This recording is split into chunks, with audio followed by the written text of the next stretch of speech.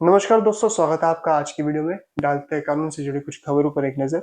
Allahabad high court ने महाकुंभ मेले में 29 जनवरी को हुई भगदड़ के मामले में केंद्रीय जांच ब्यूरो सीबीआई द्वारा जांच की मांग वाली जनहित याचिका को खारिज कर दिया, जिसमें 30 लोगों की मौत हो गई थी और 60 लोग घायल हुए थे। केशर सिंह और 2 अन्य द्वारा दायर की गई याचिका में महाकुंभ मेले में अनियमितताओं और लापरवाही पर एक व्यापक रिपोर्ट की मांग की गई थी। साथ ही जिम्मेदार लोगों के खिलाफ कार्रवाई की मांग की गई थी। मुख्य न्यायाधीश अरुण बंसाली और न्यायमूर्ति क्षितिज शैलेंद्र की बेंच ने देखा कि याचिका में स्पष्टता की कमी थी, क्योंकि ये नहीं बताती थी कि रिपोर्ट किससे मांगी जा रही है। कोर्ट ने यह भी नोट किया कि सीबीआई जांच और पीड़ितों के परिवार के लिए मुआवजे की मांग के पर्याप्त कारण नहीं थे, क्योंकि उत्तर प्रदेश सरकार द्वारा आयोग की जांच की जा रही थी, जो आयोगों की जांच अधिनियम के तहत नियुक्त किया गया था। सुरेश चंद्र पांडे बनाम उत्तर प्रदेश राज्य और अन्य मामले में अपने फैसले का हवाला देते हुए कोर्ट ने स्पष्ट किया कि आयोग की जांच का दायरा पहले ही पीआईएल में उठाए गए मुद्दों को कवर करने के लिए पर्याप्त था। इसके अलावा बेंच ने यह भी कहा कि 19 पन्नों की याचिका मुख्य रूप से अखबारों की रिपोर्ट्स और कटिंग्स पर आधारित थी, जो कि अफवाह मानी जाती है, और कहा कि जनहित याचिका इस तरह के स्रोतों पर आधारित नहीं हो सकती। अगली खबर है, भारत में खतरनाक ड्राइविंग को रोकने और सड़क सुरक्षा सुनिश्चित करने के लिए 1 मार्च से कड़े मोटर वाहन जुर्माना लागू किया गया। इन नए जुर्मानों में न केवल भारी जुर्माना लगाया गया, बल्कि सजा भी कड़ी की गई, जिसमें जेल की सजा और सामुदायिक सेवा भी शामिल है, जो यातायात उल्लंघनों के प्रति शून्य सहिष्णुता और दृष्टिकोण को दर्शाता है।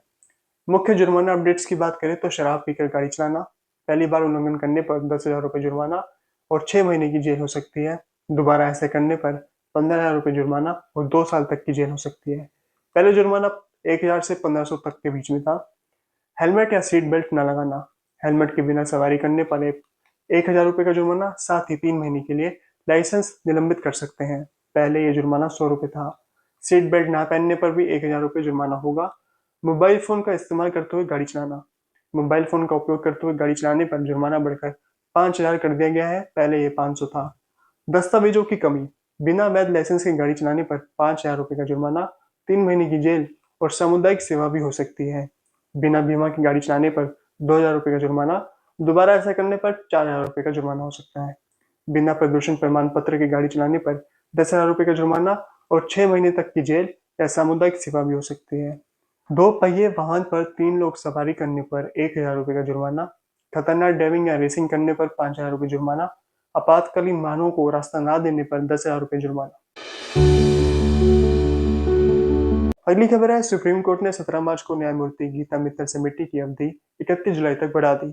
यह समिति मणिपुर में जातीय हिंसा से उत्पन्न मानवाधिकार संबंधी विभिन्न मुद्दों की निगरानी कर रही थी। साथ ही कोर्ट ने स्पष्ट किया कि यौन हिंसा के मामले जो वर्तमान में सीबीआई द्वारा जांचे जा रहे हैं और असम में प्री ट्रायल प्रक्रिया के लिए स्थानांतरित किए गए हैं, वह गुवाहाटी अदालतों में सुनवाई के लिए जाएंगे। इस आदेश को chief justice of India Sanjeev Khanna, न्यायमूर्ति संजय कुमार और जोमाला भाची की बेंच ने जारी किया।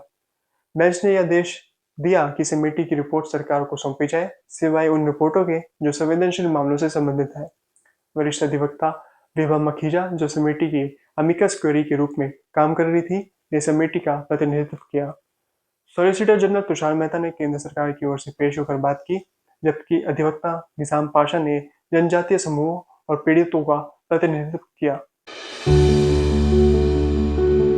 अगली खबर है, दिल्ली की एक अदालत ने मंगलवार को दिल्ली पुलिस को सार्वजनिक संपत्ति को नुकसान पहुंचाने की शिकायत पर दिल्ली के पूर्व मुख्यमंत्री अरविंद केजरीवाल और अन्य के खिलाफ प्रथम सूचना रिपोर्ट यानी कि एफआईआर दर्ज करने का आदेश दिया। अतिरिक्त मुख्य न्यायिक मजिस्ट्रेट नेहा मित्तल ने शिव कुमार सक्सेना द्वारा दायर की गई शिकायत पर आदेश पारित किया, जिसमें दिल्ली संपत्ति विरूपण निवारण अधिनियम 2007 की धारा 3 के तहत अपराध का आरोप लगाया गया था।